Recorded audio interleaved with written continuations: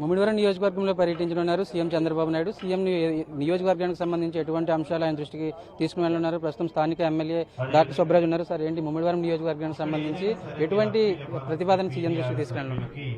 మరి గౌరవ ముఖ్యమంత్రి నారా చంద్రబాబు నాయుడు గారు ఎంజీఎన్ఆర్జీఎస్ నిధులు, ఎంజీఎన్ఆర్జీఎస్ ఉపాధి హామీ కూలీలు మా చెయ్యేరు గ్రామంలో పనిచేస్తున్నారు. వారి దగ్గరికి వచ్చి వారి యొక్క యోగక్షేమాలు తెలుసుకుని, ఆ పథకంలో ఏమైనా లోటుపాట్లు తెలుసుకుని, అక్కడ అర్హులైన వాళ్ళకి పెన్షన్ డిస్ట్రిబ్యూషన్ చేసి, మరి కాటేనికోన మండలం చెయ్యేరు గ్రామంలో ప్రజావేదిక ఏర్పాటు చేశాం.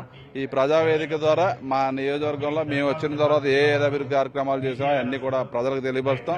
అదేవిధంగా ముఖ్యమంత్రి గారిని అయితే గత ప్రభుత్వంలో కేవలం శంకుస్థాపనలు చేశాడు. 2019లో జగన్మోహన్ రెడ్డి వచ్చి మరి మూలపాలెం బ్రిడ్జి కానీ, అదేవిధంగా గోగుల్లంక బ్రిడ్జి కానీ, మరి మన అయినాపురం ఆర్ఎండ్బి రోడ్డు కానీ, ఈ మూడు కూడా 2019లో శంకుస్థాపన చేసి ఒక తట్టమట్టి కూడా అయింది. శంకుస్థాపన ప్రభుత్వానికి అంతమందించారు ప్రజలు.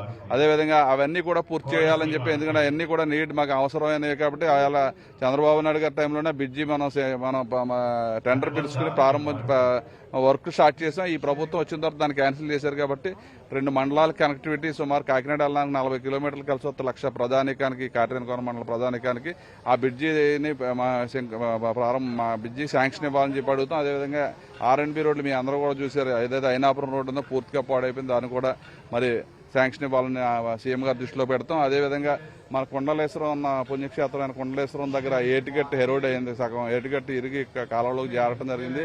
దాన్ని కూడా దాన్ని కూడా స్ట్రెంగ్తన్ చేయడానికి ఆల్రెడీ ప్రతిపాదనలు మన ముఖ్యమంత్రి గారి దృష్టిలో పెట్టాం. అదొకటి చేయాలి. అదే కాకుండా మా నియోజకవర్గంలో బీసీలకి రెసిడెన్షియల్ స్కూల్ లేదు. ఆ బీసీ రెసిడెన్షియల్ స్కూల్ కూడా ఒకటి శాంక్షన్ చేయాలని చెప్పి ముఖ్యమంత్రి గారి దృష్టికి తీసుకెళ్తాం.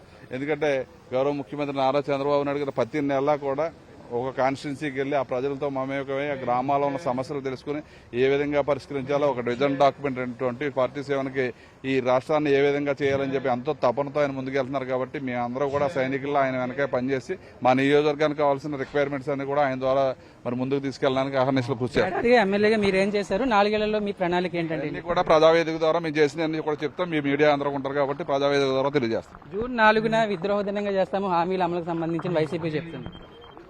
జూన్ 4న హామీలను మీరు తొంగలోకి తొక్కారని నిరసన చేస్తానని వైసీపీ చెప్తుంది. ఏం తొక్కారు తొంగలో? మేము చెప్పాను కదా, మా నియోజకవర్గంలో 3 హామీలు ఇచ్చారు. ఒక తట్టమట్టైన ప్రభుత్వం వైఎస్ఆర్ ప్రభుత్వం, అరాచక ప్రభుత్వం మాటలేనవలసిన పని లేదు. చూస్తున్నారు కదా, ఒక్కొక్కడిని జైల్లో వేస్తారు. ఎందుకంటే వేలాది కోట్లు, లక్షలాది కోట్లు వాళ్ళు సొంత ప్రయోజనాలు ఖర్చు పెట్టున్న ప్రభుత్వం అది. మరి వైజాగ్లో కూడా ఏ విధంగా ప్యాలెస్ కట్టాడో మీ అందరికీ తెలుసు. మరి హైదరాబాద్లో ప్యాలెస్, బెంగళూరులో ఒక ప్యాలెస్, లిక్కర్లో 1000 కోట్లు స్కామ్. అన్ని రకాలుగా ఈ రాష్ట్రాన్ని సర్వనాశనం చేసిన ప్రభుత్వానికి సమాధానం చెప్పే పని లేదు.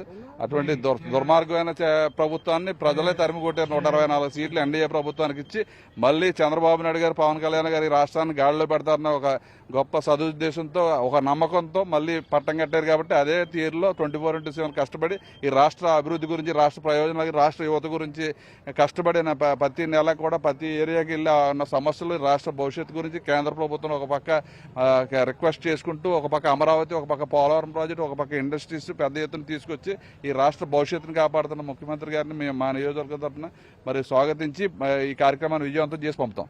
ఇది మొత్తానికైతే రాబోయే గత ఏడాదిగా ముమ్మిడివరం నియోజకవర్గం అభివృద్ధికి సంబంధించి తాను ప్రణాళికతో ముందుకు వెళ్ళాను. రాబోయే 4 ఏళ్లకు సంబంధించి నియోజకవర్గానికి ఎటువంటి డెవలప్మెంట్స్ కావాలి, అదేవిధంగా దాన్ని సీఎం దృష్టికి తీసుకెళ్తానని చెప్తూనే మరోవైపు జూన్ 4న వైసీపీ చేయబోయే నిరసనకు సంబంధించి వైసీపీకి నిరసన చేసే అవకాశం లేదు, వారికి ప్రజలు తగిన తీర్పు ఇచ్చారని ముమ్మిడివరం ఎమ్మెల్యే చెప్తున్నారు. ప్రకాష్తో సాయి సుధీర్ రెడ్డి, ముమ్మిడివరం నుంచి.